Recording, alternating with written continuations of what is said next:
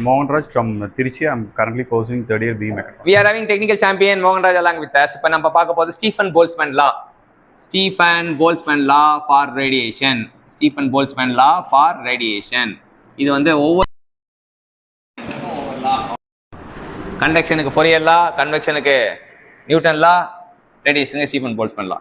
இவர் என்ன கண்டுபிடிச்சாருன்னா Q proportional to T⁴. Q proportional to A. So combine பண்ணார். AT⁴ பிளாக் பாடி எடுத்துக்கிட்டாரு. பிளாக் பாடி அப்படின்னு ஒன்று எடுத்துக்கிட்டாரு. அவருக்கு என்ன சொன்னார், ரஜினி மாதிரி இல்லை மாளவிகா மாதிரி கருப்பு தான் எனக்கு பிடிச்ச கலர் அப்படின்னு எடுத்துட்டாங்க. அப்போ இதை கண்டுபிடிச்சிட்டு when you want to remove the proportionality, you have to put the constant. அந்த கான்ஸ்டன்ட் பேர் ஸ்டீஃபன் போல்ட்ஸ்மேன் கான்ஸ்டன்ட். அது fancy number 5.67 into 10⁻⁸ watt per metre square kelvin power 4. சரியா? இது black body.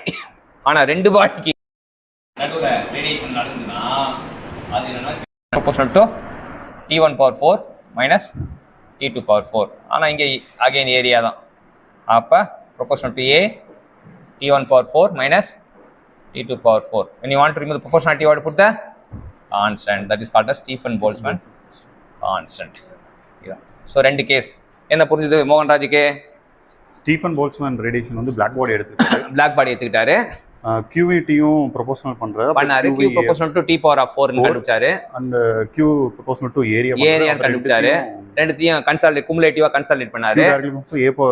AT⁴.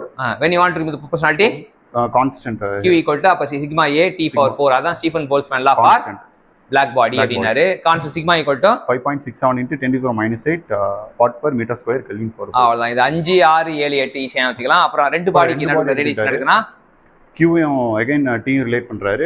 T⁴ minus T⁴. அப்புறம் again Q ஏரியாவும் relate பண்றாரு. Again ரெண்டுத்தையும் combine பண்றாரு. Area into T⁴ minus T⁴. again proportional எடுக்கிறார். Constant Boltzmann constant A into T⁴ minus T⁴. அவ்வளவுதான். ஒரு பிளாக் பாடினா இது, ரெண்டு பாடினா அது. அதுக்கப்புறம் வந்து இதான் இது. இப்போ நமக்கு ஈஸியாக பிளாக் பாடினா என்னன்னு சொல்லிட்டு போயாச்சு. இப்போ பிளாக் பாடினா என்ன, ஒயிட் பாடினா என்ன, கிரே பாடினா என்ன, ஸ்பெக்குலர் பாடினா என்ன, டிஃப்யூஸ் பாடினா என்னன்னு சொல்லிட்டு வெறும் பாடியாக நடத்துறதுக்கு நெக்ஸ்ட் டெக்னிக்கல் சாம்பியன் வரணும். இதை கற்றுக் கொடுத்த மோகன்ராஜுக்கு தேங்க்யூ சொல்லணும். தேங்க்யூ.